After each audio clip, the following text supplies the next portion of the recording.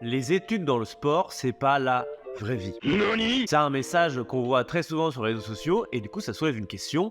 Est-ce qu'on peut croire les études et quand est-ce que l'on peut croire une étude? Avec cette montée d'influenceurs fitness qui se basent sur beaucoup d'études, dont je pense faire partie à une toute petite échelle, on va pas se mentir, la question qui se pose c'est est-ce que les études que ces gens utilisent sont vraies? Est-ce qu'on peut les manipuler et comment savoir si telle et telle étude est manipulable? D'ailleurs, ce qui est rigolo, il y a même une étude qui a prouvé que 50% des études sont fausses. Une étude qui prouve que les études sont fausses. Comment savoir si cette étude n'est pas fausse elle-même? En gros, cette étude dit que quand on essaye de répliquer les résultats d'une étude, 50% des études ne sont pas réplicables. Et ça, c'est justement un gros problème. Très rapide et très facile à utiliser, c'est la pyramide de preuves. Donc du plus bas, qui sont juste les experts, donc l'opinion des experts, les histoires, les anecdotes, etc. Ça ne vaut en science pas grand-chose. Ensuite, on a les études de cas. Donc on étudie un cas et on en conclut quelque chose. Donc vu que c'est qu'un cas, malheureusement, ça ne vaut pas grand-chose pour le moment. Mais souvent, il faut quand même passer par là au début. Et ensuite, plus on monte sur les étages, plus ça devient solide. Tout en haut, on a par exemple des études, des méta-analyses. Donc c'est des analyses qui reprennent plusieurs études avec une analyse statistique de tous ces chiffres. Et après, on en conclut quelque chose. D'ailleurs, c'est souvent dans ce cas-là qu'on voit des études qui vont être sorties parce qu'elles sont incorrectes.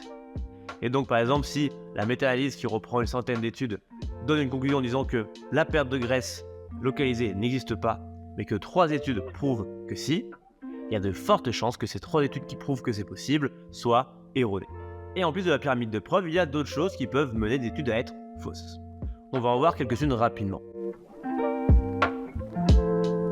Beaucoup d'études sont payantes, beaucoup d'études sont publiées dans des revues. Ces revues, du coup, gagnent de l'argent grâce à ces études. Ces revues, du coup, vont plus à même souvent publier des articles intéressants, entre guillemets, c'est-à-dire qu'il y a une différence significative dans leurs résultats. C'est-à-dire que le résultat apporte quelque chose, c'est-à-dire qu'on tranche à la fin oui ou non en ayant statistiquement quelque chose de solide. Ce qui veut dire que beaucoup d'études qui n'obtiennent pas de résultats ou des résultats qui ne sont pas statistiquement significatifs ne sont pas publiés ou ont beaucoup plus de mal à être publiés ou sont tout au fond de l'étude dans des revues pas très connues. Sauf qu'en science, pas de résultat, c'est un résultat. Et un résultat qui n'est pas significatif, c'est aussi un résultat. Du coup, on peut se retrouver avec des revues qui vont rejeter des études car le résultat n'est pas significatif. Pourtant, la science utilisée dans ces études est très bonne. Sauf qu'un certain nombre de ces études qui sont du coup positives sont des faux positifs. C'est-à-dire que le résultat est dû, par exemple, à la chance. Alors là, accrochez-vous un petit peu parce que la phrase n'est pas facile à comprendre. Si tous les vrais positifs et tous les faux positifs sont publiés, alors que la plupart des vrais négatifs et la plupart des faux négatifs se retrouvent mis de côté, le taux de faux positifs publiés sera beaucoup plus élevé que le taux de faux positifs réels. Donc la phrase est compliquée, mais en gros, plus on met de négatifs, vrais ou faux de côté, plus le taux de faux positifs, donc des résultats positifs mais en fait qui sont dus à la chance, seront mis en avant et du coup vont se retrouver publiés. Et du coup, si on se trouve avec beaucoup de faux positifs, on ne pourra pas répliquer la même étude et avoir les mêmes résultats.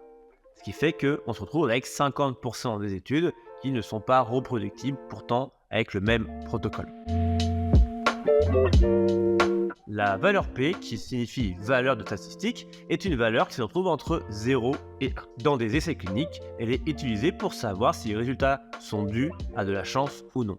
À quel point, quelle est la probabilité que ces résultats sont dus à la chance? De manière générale, on utilise 5%, c'est-à-dire qu'on va utiliser 0,05 comme valeur. C'est-à-dire que si on obtient des résultats qui ont une valeur statistique inférieure à 0,05, donc 5%, on va considérer que ces résultats obtenus ne sont pas dus à la chance. Souvent, du coup, dans les études, on voit du coup P inférieur ou égal à 0,05. Du coup, c'est des maths, des stats qui sont plutôt poussées. Et du coup, certains malins, certaines personnes très fortes en stats peuvent potentiellement pirater, hacker, comme on dit, cette valeur. Le p-hacking, du coup, décrit toutes les méthodes ou tous les subterfuges pour faire baisser ce p afin que les résultats qui sont non significatifs, donc des résultats où on ne sait pas trop si c'est de la chance ou non, se retrouvent sous cette valeur de 5%. Et là, il y a une étude très connue où des chercheurs se sont amusés justement à pirater la valeur P pour trouver des résultats significatifs. C'était sur le chocolat. Une étude avait montré que le chocolat permettait la perte de poids et la baisse du cholestérol. Cette étude a fait un buzz monstrueux parce que forcément tout le monde aime le chocolat et tout le monde veut trouver une raison de manger du chocolat. J'en suis le premier. Mais c'était totalement faux. Donc étude classique, des milliers d'euros pour recruter du coup des participants, des chercheurs, etc. Et surtout un ami très très bon en statistique pour manipuler les résultats. Et en fait, voilà le secret. Ils ont mesuré énormément de différents marqueurs, donc 18 marqueurs différents, donc cholestérol, etc., sur peu de personnes, 15 personnes. Et en fait, plus on va mesurer de marqueurs, donc plus on va mesurer de choses sur un groupe qui est petit, plus on a de chances d'obtenir des faux positifs. Donc des personnes, des résultats qui sont positifs, mais en fait dus à la chance. Et donc avec 18 mesures pour 15 sujets, ils avaient environ 60% de chances d'obtenir un P inférieur à 0,05, donc les fameux 5%.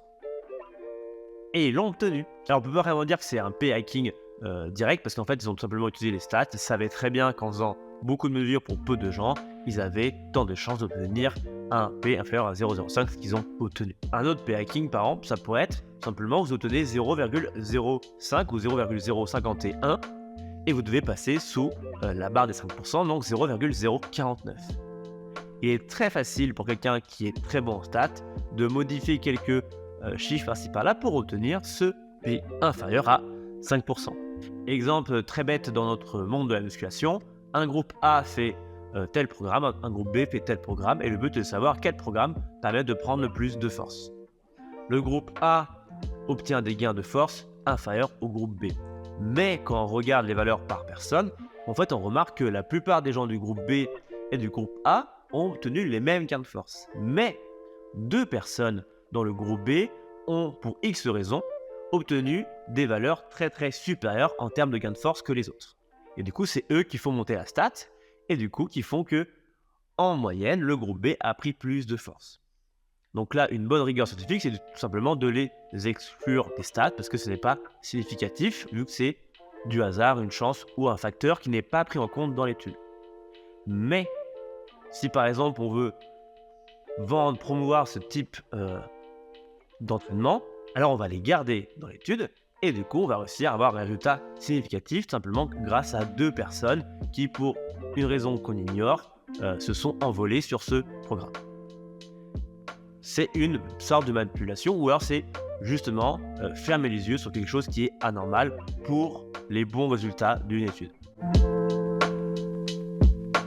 Un autre point un peu complexe, ça va être le harking. Le harking, simplement émettre une hypothèse après avoir obtenu les résultats. Alors le harking est quand même rarement utilisé dans le monde du sport, c'est plus ça va être sur les recherches épidémiologiques où on va avoir énormément de chiffres et de sujets à traiter en même temps.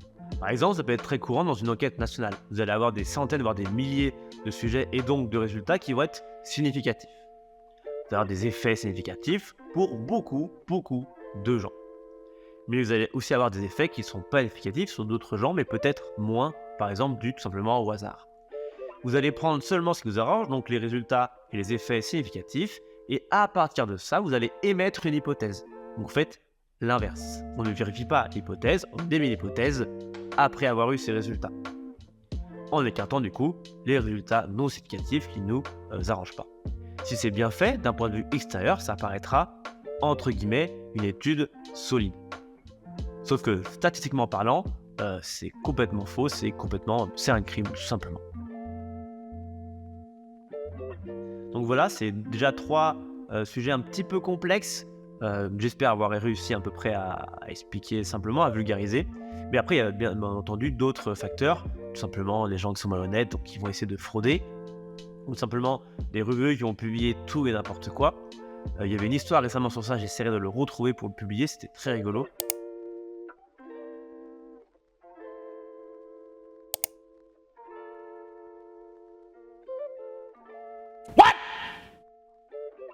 What the fuck? Bien entendu, il y a aussi tout ce qui est des études payées par des grandes marques, ça peut être un petit peu faussé. Alors attention, c'est pas parce qu'une marque paye une étude que forcément l'étude est erronée. D'accord? Parfois, c'est la conclusion qui est modifiée, ou parfois l'étude est tout à fait correcte et bien conduite, d'accord? Ça arrive.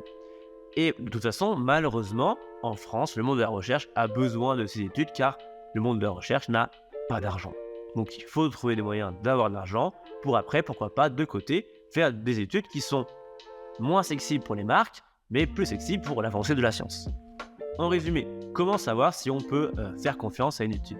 Déjà, si cette étude va dans le même sens que le groupement des autres études précédentes sur le même sujet. Ensuite, il existe aussi tout simplement, si c'est logique, si la théorie et la pratique concordent, ben on est bon. Là, on peut plutôt faire confiance. Si ça semble cohérent de base, on peut aussi faire confiance. La valeur P, si cette valeur P est de 0,01, donc on est sur 1% et de 5%, on est très loin de 5%, et là, faire du P hacking ou du P piratage pour descendre aussi bas, c'est très compliqué, voire impossible. Donc si vous avez un P qui est très très bas, là, on peut commencer à dire que c'est plutôt une bonne étude. La taille de l'échantillon, si l'étude a été faite sur 5 personnes, malheureusement, même si les résultats sont significatifs, 5 personnes, ce n'est pas suffisant pour tirer une conclusion correcte. Ça peut être un début de preuve, un début de réflexion, mais ce n'est pas suffisant pour dire que c'est solide. De la conclusion du coup, parce que visiblement ma conclusion n'était pas si bref, on ne peut pas vraiment savoir, vous ne pouvez pas vraiment savoir, à moins d'avoir fait des études sur le sujet, donc des études supérieures sur le sujet, en statistique et dans le domaine scientifique.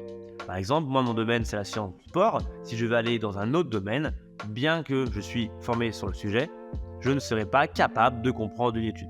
D'accord? Ne me demandez pas une étude sur des médicaments, j'en serai incapable de comprendre, ce n'est pas mon domaine, bien que je sais lire des études correctement. Tout comme je ne changerai pas moi-même mon moteur de voiture, j'irai voir un spécialiste, donc c'est la même chose pour vous, il faudra simplement faire confiance à des spécialistes, et donc pour ça, ça va demander un petit peu de temps pour forcément trouver. D'accord? Je n'estime pas forcément être j'ai essayé de faire de mon mieux, j'ai fait sûrement des erreurs, et je ferai sûrement des erreurs, et normalement quand j'en fais, à chaque fois je reviens dessus, je suis déjà arrivé sur Instagram de nombreuses fois, hélas, mais c'est comme ça qu'on apprend. Je précise aussi que pour parler des études qui ne sont pas forcément de confiance, j'ai utilisé des études. Oui, du coup, peut-être que tout ce que j'ai fait s'annule. Je sais pas, c'est à vous de me dire. Et du coup, comme d'habitude, elles sont en description. J'espère que cette vidéo a été pas trop longue, parce qu'en fin de compte, je me rends compte que ça va être sûrement beaucoup plus long que prévu. Ça devait être 5 minutes. J'ai hâte de voir si ça finit en 5 minutes. Je ne pense pas au vu du rush. Bon, vidéo un peu plus compliquée qui ne traite pas forcément du sport. J'espère quand même qu'elle vous a plu. Et moi, je vous dis à plus la team.